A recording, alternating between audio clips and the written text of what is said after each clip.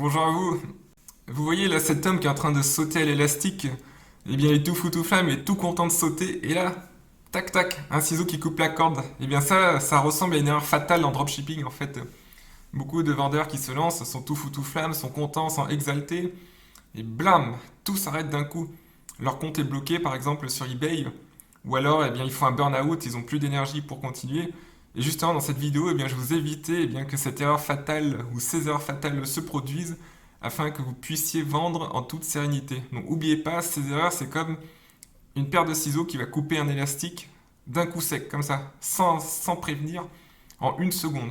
Alors restez bien sur cette vidéo jusqu'au bout et que vous soyez débutant ou intermédiaire, même avancé en dropshipping sur eBay, eh bien ça pourrait vous aider quand même. Il pourrait y avoir des éléments qui pourraient vous éclairer. Alors déjà, avant de commencer ça, je vous incite vraiment à vous inscrire à ma formation offerte en 3 vidéos sur eBay, surtout si vous démarrez ou même si vous avez un niveau intermédiaire, car vous allez apprendre à monter une boutique eBay dans les règles de l'art et justement pour éviter de faire ces erreurs. Et vous allez pouvoir croître pour atteindre vos objectifs financiers sur eBay. Alors la première chose déjà, c'est que beaucoup de personnes en fait se précipitent, font du dropshipping directement, mettent des annonces avec des produits AliExpress depuis la Chine. Mais il faut commencer doucement sur eBay. C'est comme sur ce graphique, vous voyez. Donc en haut, il y a la personne qui prend sa voiture de course, qui liste directement des tas de produits en dropshipping, et paf, qui se fait arrêter par la police et qui va en prison. Et en bas, eh bien, vous avez la personne qui commence doucement à pied, et qui va à la station de train, et qui va prendre le TGV, et qui va avancer à 300 km/h, soit plus vite que la voiture de course, en toute légalité, et qui va arriver à la destination finale, et bien très rapidement. Simplement, il faut d'abord démarrer doucement, surtout les 3 premiers mois. Parce qu'en fait, eBay surveille votre compte.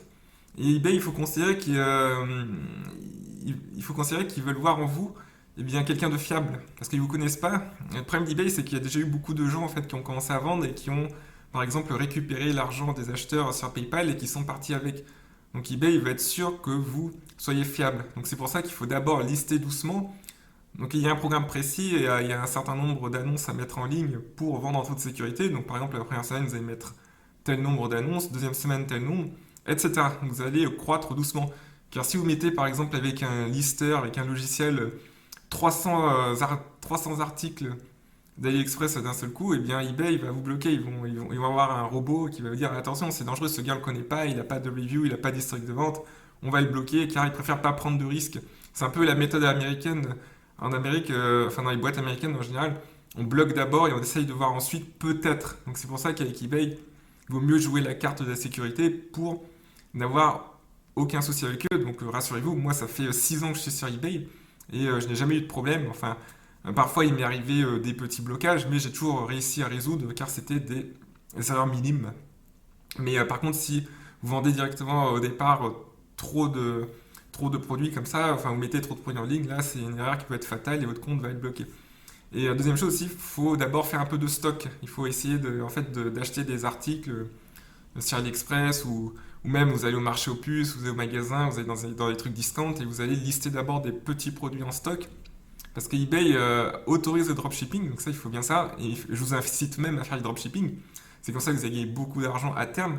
Mais vraiment, les 3 premiers mois, essayez de vendre des petits produits à vous et vous introduisez graduellement du dropshipping à côté de vos produits en stock. Vous commencez avec des petits produits que vous avez chez vous, que vous emballez vous-même, dont vous pouvez avoir des photos, car c'est possible qu'eBay vous demande des photos de vos articles.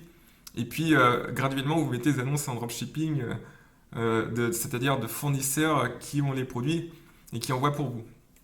Alors, la deuxième chose aussi, deuxième erreur fatale que je constate, c'est que beaucoup de personnes en fait ne tiennent pas compte de l'iceberg des compétences. Vous voyez donc l'iceberg des compétences, qu'est-ce que c'est? Eh bien c'est comme une masse en 3 couches. Donc tout en haut, eh bien, vous avez comment fonctionne eBay, comment fonctionne le dropshipping d'Amazon à AliExpress, et toute la technique en fait, voilà. Toute la technique qu'on trouve sur YouTube. Des gens vous expliquer par exemple comment mettre un produit en ligne sur AliExpress, enfin sur eBay en prenant une annonce AliExpress ou d'Amazon, comment faire du dropshipping d'eBay à eBay ou d'Amazon à eBay. Mais ça, ce n'est que les 10% de ce que vous devez savoir.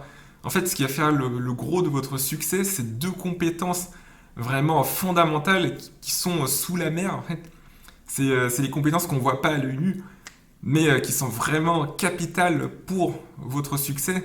C'est ça qui va faire la différence entre quelqu'un qui va passer peu de temps, mais qui va mettre par exemple des produits très ciblés qui vont vendre, et quelqu'un qui va mouliner, qui va par exemple rajouter 500 annonces de dropshipping d'eBay, mais qui au final va gagner très peu d'argent. Donc, eh bien, ces deux choses underground, sous la mer, que vous devez vraiment maîtriser, c'est la recherche de produits gagnants, parce que c'est ça qui fait le succès, c'est 80% du succès.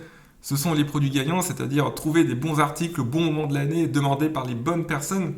Parce que souvent, beaucoup de gens en fait arrivent trop tard, ils mettent des articles que déjà 50 autres vendeurs ont mis en ligne, et ils vont faire très peu de ventes parce que le marché est déjà bien, partagé entre des gros acteurs.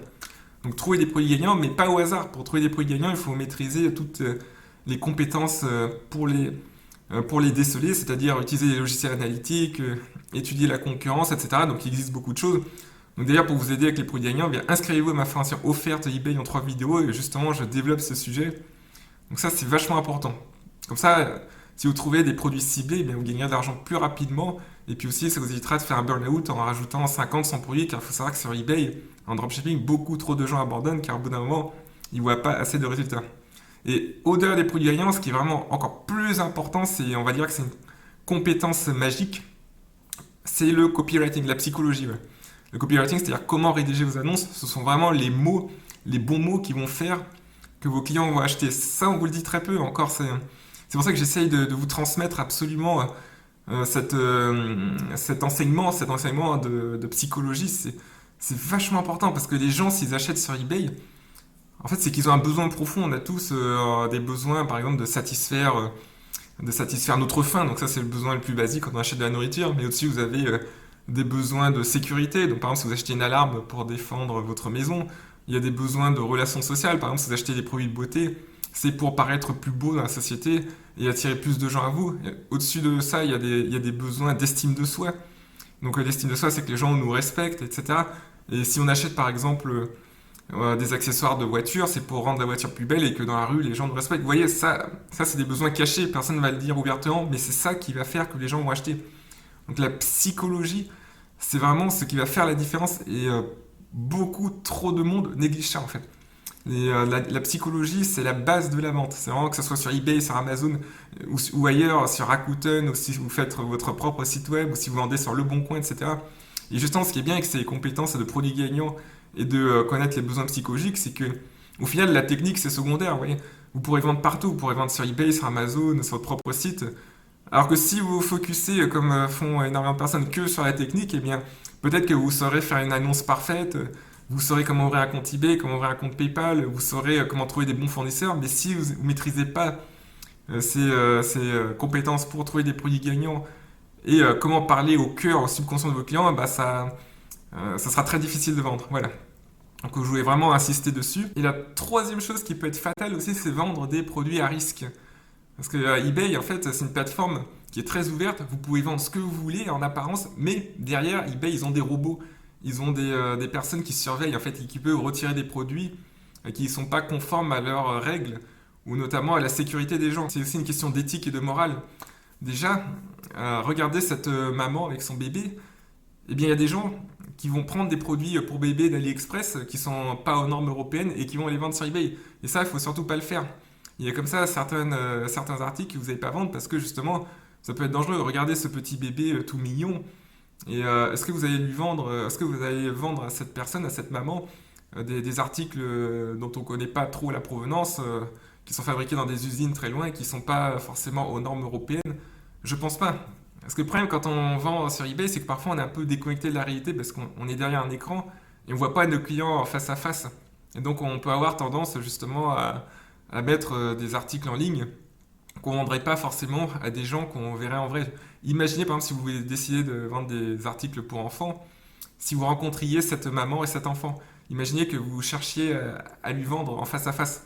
Est-ce que par exemple vous proposeriez une ceinture de sécurité pour bébé d'AliExpress? Ça existe, des ceintures de sécurité pour bébé sur AliExpress. Eh bien, je pense pas, non, vous le feriez pas.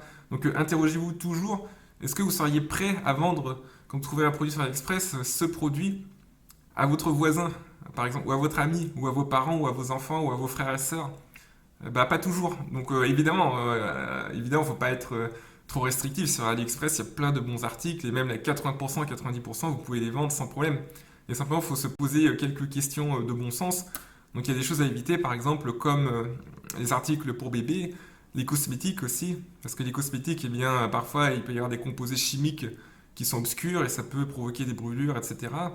Il y a aussi eh bien, des produits de grandes marques, parce qu'on ne sait pas si certains sont des copies, surtout si on importe de Chine. Donc vous pouvez vendre des grandes marques, mais il faut être sûr de la provenance. Mais si vous commencez en dropshipping, je vous conseille plutôt de vous restreindre à des produits peu risqués et pas de grandes marques, parce que sinon eBay va vous poser des questions.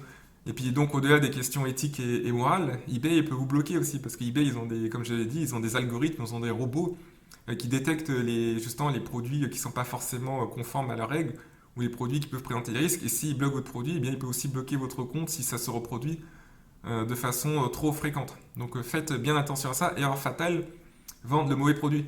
Car vous pouvez mettre 1000 annonces en ligne, et si un jour vous décidez de vendre des produits qui sont interdits à la vente ou alors qui sont risqués, parce que c'est pas forcément interdit, c'est ça qu'il faut comprendre, c'est que sur eBay, parfois les règles sont tacites, elles sont cachées.